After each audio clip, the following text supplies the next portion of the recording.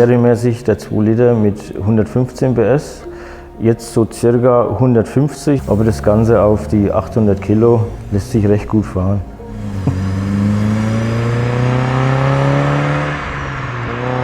Also ich kann mit was Neuem nichts anfangen.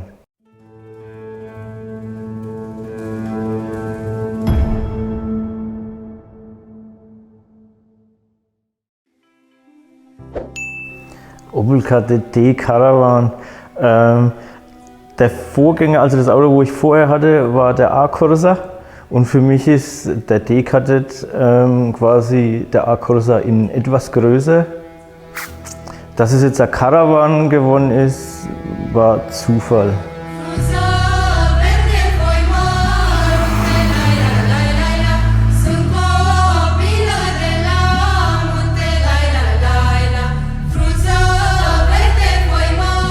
Ich bin der Micha, komme aus dem Landkreis Kronach und zeige euch heute mal meinen D-Kadett Caravan als Dreitürer.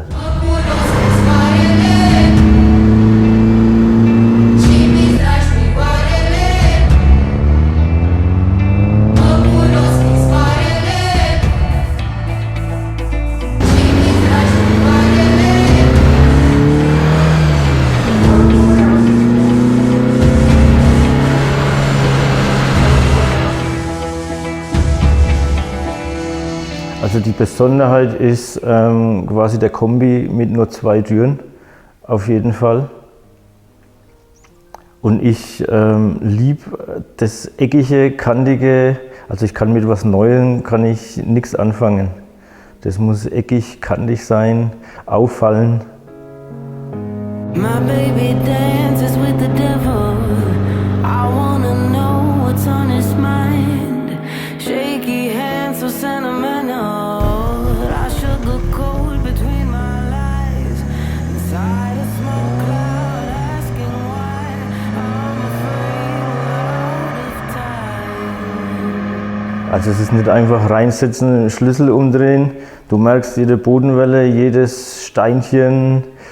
Du riechst das warme Öl, den Benzingeruch, Abgase.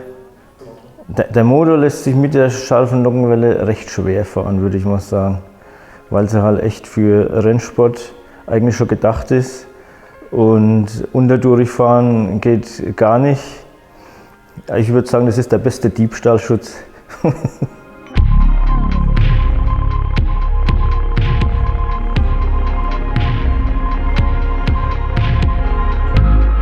Sauerkrauts, the authentic streetwear brand for petrolheads. Besuche unseren Online-Shop und finde dein Lieblingsstück. Also das erste Auto war ein 2er Golf bei mir. Auch wenn man es jetzt nicht glauben kann, weil jetzt ja nur Opel. Hat sich aber dann ganz schnell Richtung Opel gewendet durch meine Kumpels, Schlumpf und Steffen. Der eine hatte einen A-Corsa, der andere einen Kadett. Und dann ging bei mir auch diese Schiene los mit Opel. Und dann kam bei mir eben auch der A-Corsa, was erst eigentlich als Winterauto gedacht war, hat sich aber nach wenigen Kilometern dann rausgestellt, wird komplett neu aufgebaut und wird Sommerauto.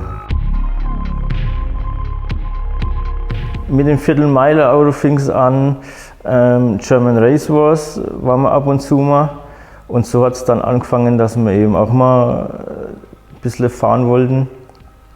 Und dann standen wir in der Nähe eben im Ford Probe für ein paar 100 Euro. Und dann haben wir den uns geschnappt, alles rausgeschmissen, was nicht fest war.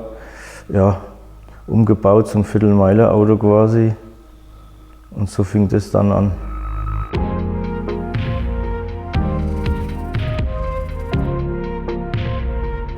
Ja, nachdem ich den Corsa fertig hatte, das Viertelmeiler-Auto, war der Platz, das war ja eine normale Garage, wo wir geschraubt haben, ziemlich zu klein. Und ich habe dann schätzungsweise 2 Jahre gesucht, eine große Halle zu finden. Gab aber irgendwie gar nichts Passendes, wenn dann zu teuer oder jenes. Irgendwann sind wir dann auf das hier gestoßen, die Garage. Bei der Garage war aber dann ein Zweifamilienhaus dabei mit Grundstück. Und wie so ist, wenn man ein Haus umbaut, von Keller bis Dachboden das Grundstück neu macht, Garage umbaut, bleibt keine Zeit mehr fürs Hobby. Und dann habe ich tatsächlich erstmal den Corsa verkauft, den Ford Probe verscherbelt, sämtliche Autoteile verkauft. Ja, dann war es erstmal mit Autos.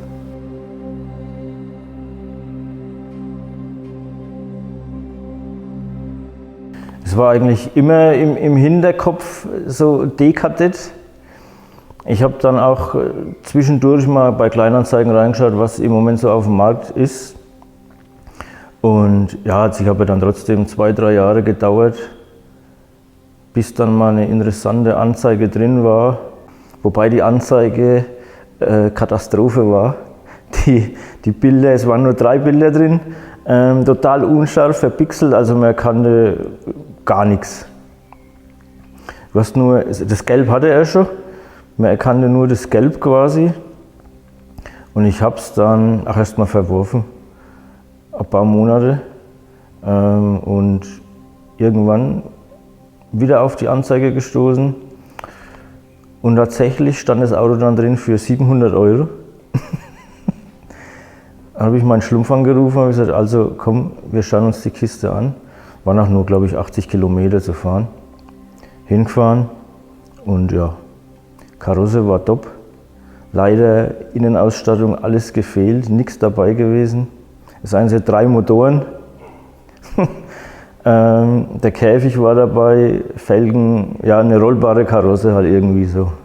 Es waren schon neue Radläufe drin, böser Blick war schon dran, ich meine ist jetzt Geschmackssache, wer es mag. Die Endspitzen waren hinten nur durchgeröstet, aber Unterboden tipptopp. Aber ansonsten echt innen nackt. Und das war dann, wie sich danach herausgestellt hat, das größte Problem. Und deswegen hat sich das Ganze auch bis von 2012 bis 2019, 2020 gezogen.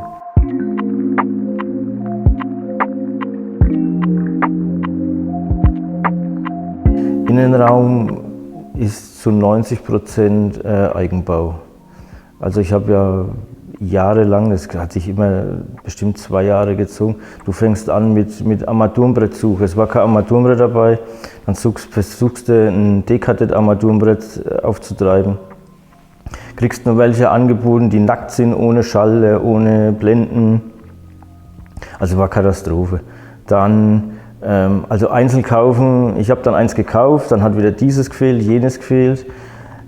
Hat sich Monate gezogen, irgendwann habe ich es dann verworfen das Ganze und habe dann in der Nähe einen E-Kadett gekauft, den geschlachtet und quasi das Armaturenbrett vom E-Kadett übernommen. Und so hat sich das über den ganzen Innenausbau. Sitze war eine Glückssache. Ich habe dann die Felgen, habe ich glaube ich das war in Leipzig. Felgen habe ich in Leipzig geholt und er hatte tatsächlich im Keller noch die 2 Sitze stehen, waren neu verpackt. Da habe ich gedacht, naja, Sitze brauchst du eh. Die gleich mitgenommen, Preis hat gepasst.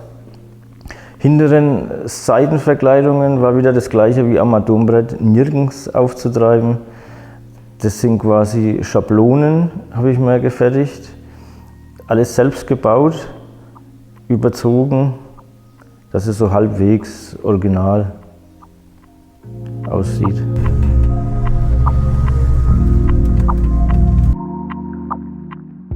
Innenraum war dann noch wichtig, also was heißt wichtig, für mich war es ein Punkt, natürlich den Digitaltacho. Wenn du schon auf GSI umbaust, dann natürlich mit Mäusekino, Digitaltacho, gehört einfach dazu, denke ich, zum 90er Jahre Tuning. Das war für mich ein wichtiger Punkt. Achso, den Kilometerzähler. Da der Kilometerzähler ja bei fast allen Digitaltachos defekt ist, gab es tatsächlich einen, wo kam der her? Ich glaube auf Spanien. Der stellt Platinen her, dass der Kilometerzähler dann eben auch digital ist. Nicht mehr analog.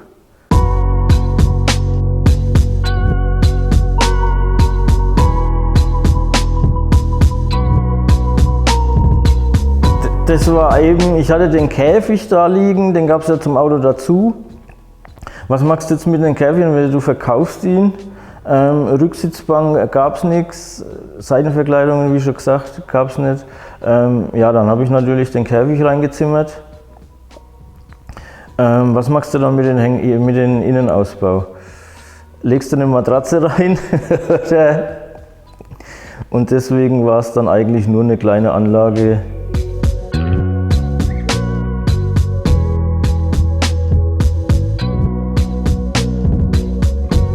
Das Fahrwerk ist irgendwie so Spezialanfertigung. Wie ich ihn gekauft habe, war er hinten irgendwie ziemlich hoch. Und ich glaube, das war auch schon damals tatsächlich selbst zusammengebaut. Das Lustige war, als ich ihn dann fertig hatte mal ein paar Bilder im Internet, hat sich tatsächlich der frühere Vorbesitzer gemeldet, der das Auto schon mal teilweise aufgebaut hatte oder fertig aufgebaut hatte. Und da war er richtig tief. Der hat mir dann ein Bild geschickt, richtig tief. Dann gab es aber wieder das Problem, Decathlon, Kombi, irgendwas Fertiges kaufen, gibt's nicht. Das vordere Fahrwerk ist komplett E-Cutted mit Weidegfedern, Koni-Dämpfern. So, und hinten ist es Spezialanfertigung, die Federaufnahme umgeschweißt auf E-Cutted. Das ist auch Weidegfedern vom E-Cutted. Und Stoßdämpfer ist aus einem Astra F Kombi auch. Gekürzte Konis, ja.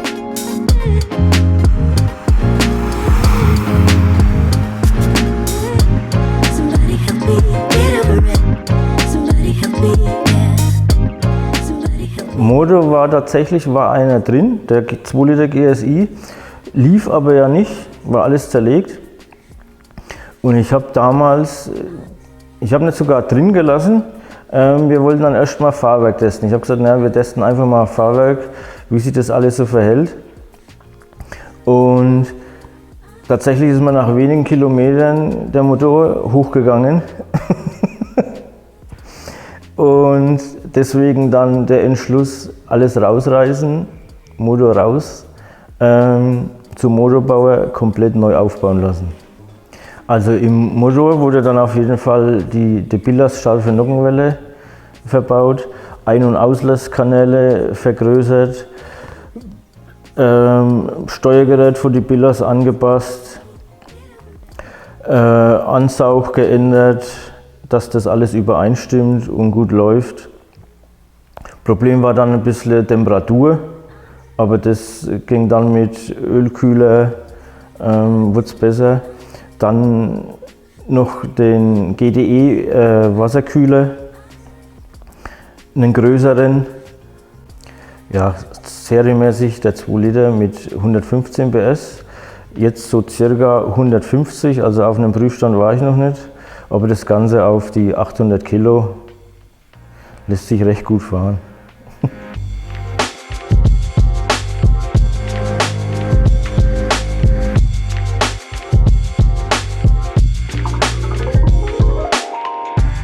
Die Karosse ist gecleant, also keine Türschlösser, Heckklappe ist komplett clean, der böse Blick, weiße Blinker, schwarze Rückleuchten, was mittlerweile sehr, sehr selten zu finden ist. Die Spiegel, jetzt werden einige wahrscheinlich lachen, sind Fiat Seicento. Was eigentlich viele, also mich sprechen viele drauf an und sagen, wie kann man so kleine Spiegel an das lange Auto machen? Aber ich weiß nicht, ich fand es stimmig. Im Prinzip bin ich zufrieden, so wie er jetzt ist, und habe aber im Keller noch eine Scheibenbremsanlage für die Hinterachse liegen. Das würde ich noch eventuell gern umbauen, aber ansonsten würde ich ihn so lassen, wie er ist.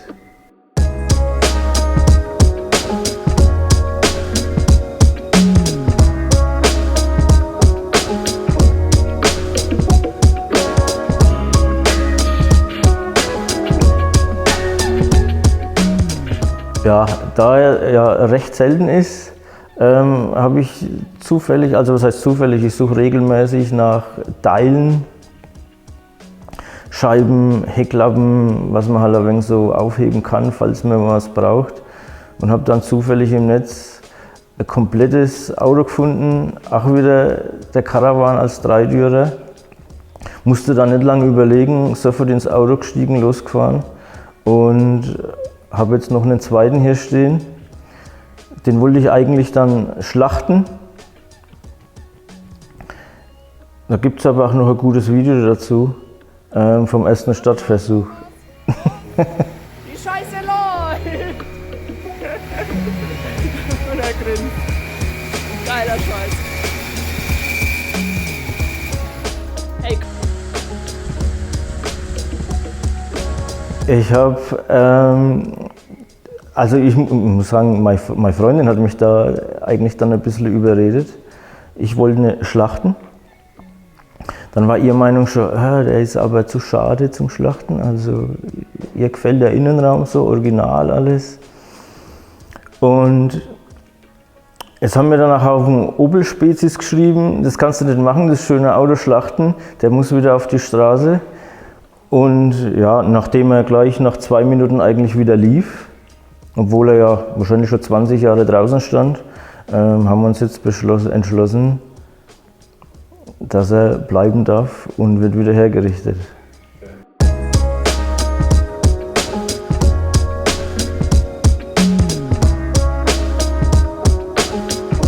Ja, also bedanken würde ich mich auf jeden Fall erstmal bei meiner Familie, dass ich überhaupt die Möglichkeit habe und die Zeit von meiner Freundin bekomme. Da würde ich mich auf jeden Fall riesig bedanken bei ihr, dass sie mir die Zeit lässt und gibt und vor allem das Hobby teilweise mitlebt, den Blödsinn mitmacht.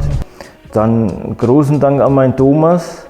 Wenn mal wieder was nicht funktioniert und ich auf 180 bin, ist der seelenruhig und sagt, lass mich mal machen. Und großen Dank an meinen Schlumpf und an meinen Steffen, an meine 2 Kumpels, weil ich glaube, ohne die beiden wäre ich nie so auf Opel überhaupt gekommen. Wenn euch das Video gefallen hat, lasst ein... Erstmal sagst du Danke. Achso, danke.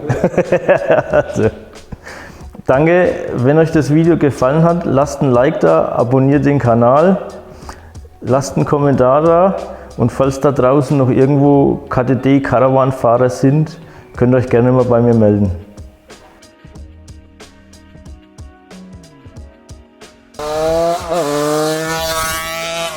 Und dann hat man irgendwie gedacht, naja, jetzt baue ich irgendwas, was ein bisschen extremer ist. Und bei mir geht irgendwie alles immer los mit Ferien.